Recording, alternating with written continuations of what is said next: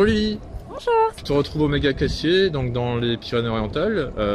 Comment vas-tu? Depuis la gare des Étoiles. C'est vrai, la gare des Étoiles, mais j'étais plus en passe-passe. Qu'est-ce qu'on a pensé alors? La gare des Étoiles, j'aime bien. C'était une petite convention sympa, chaleureuse, il fait chaud par contre. Et il y avait plein de stands sympas et tout. C'était cool. Et de ce petit événement, la CAF fait son cinéma. C'est la première fois, l'année dernière, j'étais pas pu y aller. Et là, j'y suis allée. C'est beaucoup familial. C'est comme la cam, mais en tout petit, c'est vraiment ça. Hein. Le fait que les gens viennent au ciné et qu'ils découvrent des choses, c'est très intéressant. Des gens ne nous connaissaient pas, d'autres nous connaissaient, d'autres sont venus depuis la cam et fait « Oh, mais ça fait longtemps !» Donc j'étais contente. Où tu en es dans tes dessins? Alors moi, maintenant, j'ai fait l'affiche donc, de la Katsukin cette année, donc qui va se dérouler au mois de mai. Donc j'ai mon entreprise, je fais quelques commissions de temps en temps, je travaille avec des éditeurs et je travaille aussi avec d'autres conventions.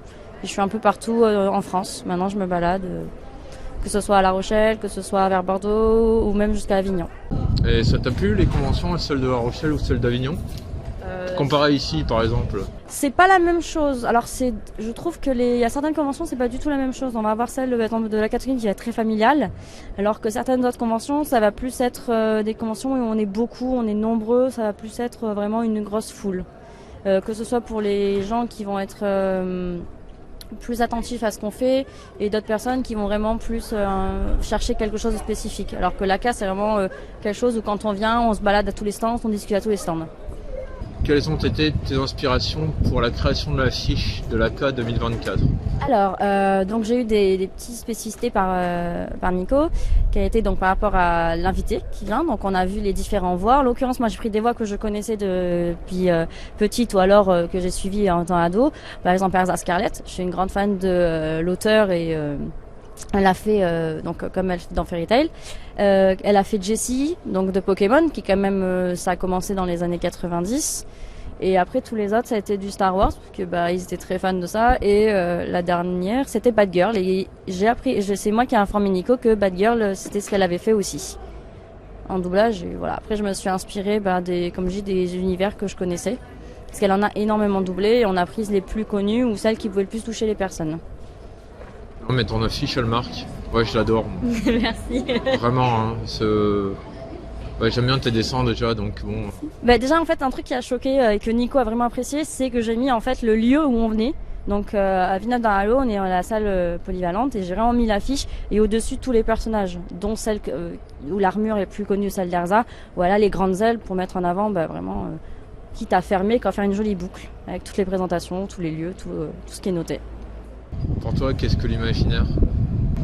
C'est le fait de sortir de ce qu'on a l'habitude de faire. C'est partir dans un nouvel univers, c'est plus un peu comme Peter Pan. C'est un peu la même chose. C'est quelque chose que tout le monde a, que certains utilisent et d'autres pas. Et beaucoup aiment bien se réfugier dedans et on l'utilise aussi pour créer. Nous, tout ce qui est imaginaire, tout ce qui est création, que ce soit pour tout ce qui est science-fiction ou que ce soit pour tout ce qui est féerique. Et pour toi, l'imaginaire, elle t'apporte quoi dans la vie de tous les jours? Mon travail, j'ai envie de dire. Non, c'est surtout l'imaginaire, déjà la joie de vivre. Le côté, parce que on est dans un univers et dans un monde, on va dire, ça change de ce qu'on a l'habitude de faire. Et pour mon travail, c'est tous les jours, que ce soit pour créer ou simplement pour rencontrer des personnes. Ça fait un peu comme une petite famille, à force de faire ça.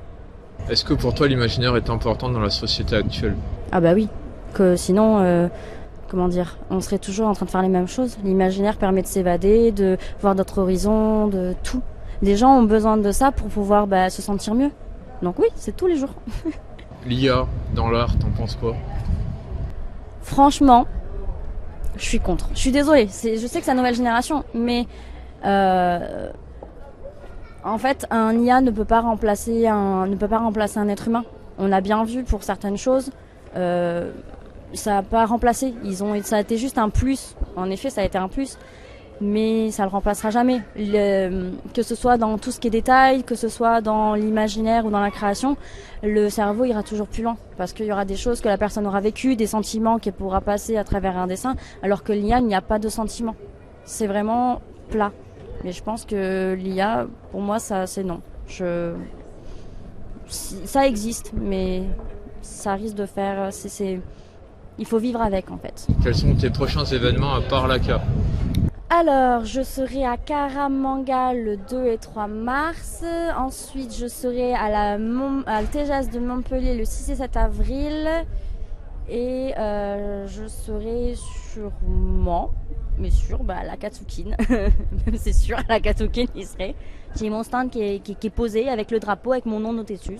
J'y suis. Et tu reviendras au Salon de Gare des Étoiles?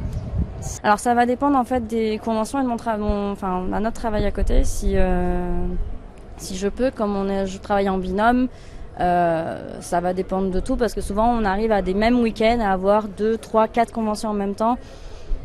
Donc j'essaye de voir. Mais en vrai, si c'est possible, oui, j'y retourne. D'accord. Surtout que je crois que c'est le 14 et 15 septembre en plus. Tu souhaites rajouter autre chose à l'interview? Non, ça va. Non, je pense que c'est comme l'année dernière. Non. Merci à toi. Merci à toi en tout cas.